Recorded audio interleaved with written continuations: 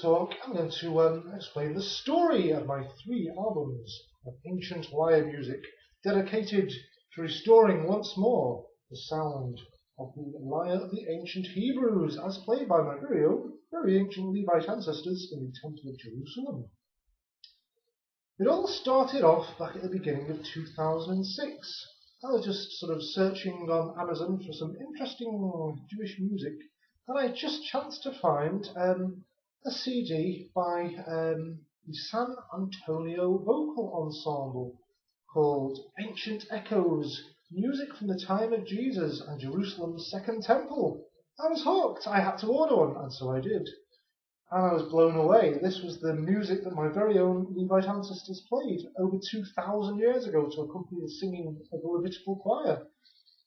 Unbelievable. In the insert booklet of this CD, there was an illustration of one of these things. A replica of the biblical kinnor, the lyre played by my Levite ancestors in the Temple of Jerusalem. And the design of the kinnor is based on illustrations found on 2nd century coins from the time of the Simon Bar Kokhba revolt against the Roman occupation of Judea. And the text on this copy of the coin says, "For the freedom of Jerusalem." And in the middle there is the lyre which I'm playing, beautifully manufactured by Mideast ethnic instruments. So it was incredible. I saw, from the image I saw in the CD insert booklet, I sort of Google searched kinnor, and hey presto, I found out that I could buy one for just £140 from the Early Music Shop in Bradford, UK, and so I did. My background is as a sort of klezmer fiddle player, hence the name of my YouTube channel, KlezFiddle1. And I was intrigued. I wanted to see what klezmer scales sounded like on this instrument, and it was amazing. I found that the 3 main klezmer scales fitted the 10 strings of the kinnor beautifully.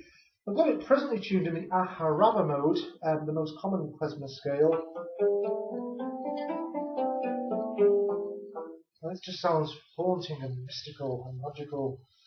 Whoa! The other scales are tried with the natural minor mode, which can be heard in things like a tikva, and a really funky mode which has an augmented 4th, and that can be heard in tunes like Odessa Bolga, another klezmer classic. All my research about the scales and the tunings can be found in all the details in my website, www.ancientlyre.com. Anyway, not to digress too much, back to the story of how I created my first album. After putting a few videos up on YouTube, my first one was the 31st of August 2006, I got a little bit of a fan club going, and someone kindly suggested that, "Hey Michael, why don't you create a CD?" And I thought, why not? So I sort of started Google searching studios around gritty, grimy Salford, where I happen to have the misfortune of living at the moment, and hey presto, I found the cutting rooms in Crumpsall. So my lyre and I took a little tram ride. It turned out to be a very long tram ride. The marriage of replica 3,000-year-old biblical instrument and 21st century studio technology almost ended up in divorce. The problem was the beautiful softness of tone to this instrument.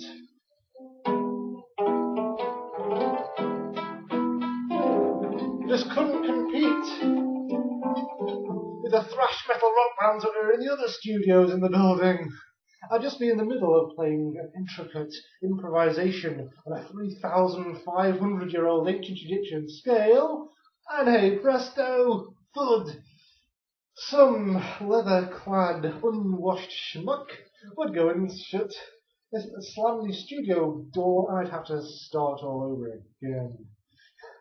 But despite the long uphill journey, we got there in the end. Credit due to the sound engineer Tom Winstanley.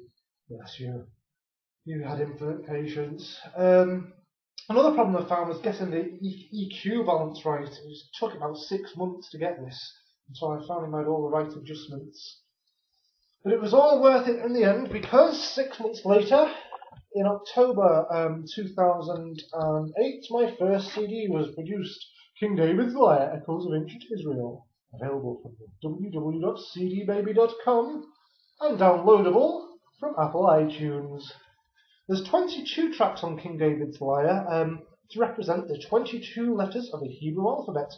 A focus mainly on traditional favourite Jewish melodies. For example, Kol Nidra and Avinu Malcheinu sung at Yom Kippur and Rosh Hashanah. Traditional Shabbat melodies like Avinu Shalom Aleichem, Osei Shalom, Yigdal, Shalom Aleichem, and general sort of Hebrew melodies, for example, O Hanukkah, Shalom Shavarim.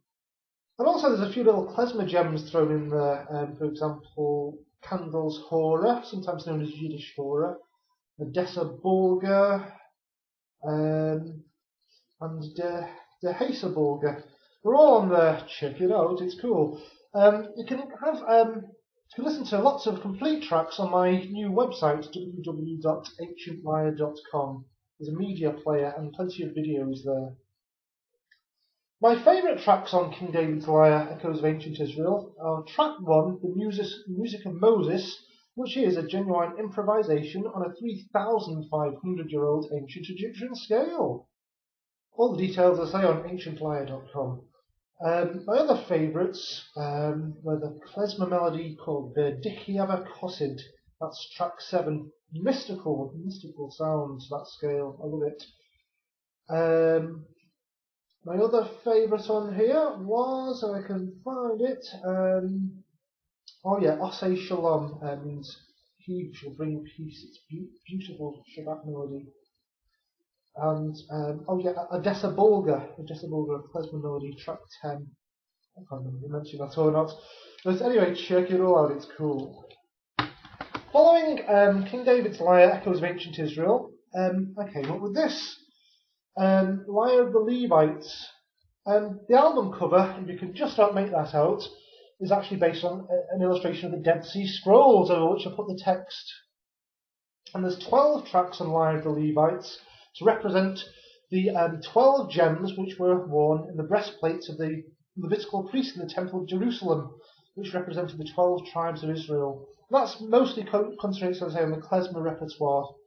Haunting melody called Unza Toireli, which can be heard on the promotional video Lyre of the Levites, 1 of 4, that I've uploaded on YouTube.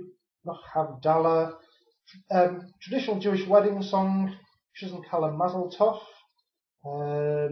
We've got some traditional Jewish music as well, like Artsa Alinu, We Shall Ascend to the Land, and one of my favourites, as sung by the late great Ofra Hazar, Yerushalayim Shel Sahav, Jerusalem of Gold. That's track 12. That also can be downloaded from Apple iTunes, and the CD is available from cdbaby.com. Finally, my last album should shortly be available initially for digital release on cdbaby.com and Apple iTunes. This is An Ancient Lyre, Echoes of the Ancient World. This focuses on my interest in all things ancient, the 3,400-year-old Hurrian hymn number 6 from ancient Mesopotamia, the oldest written music in existence in history so far discovered, more improvisations on ancient Egyptian scales, and the music of ancient Greece, including the famous Song of Cyclos from about 200 BC and the first Delphic hymn from Apollo.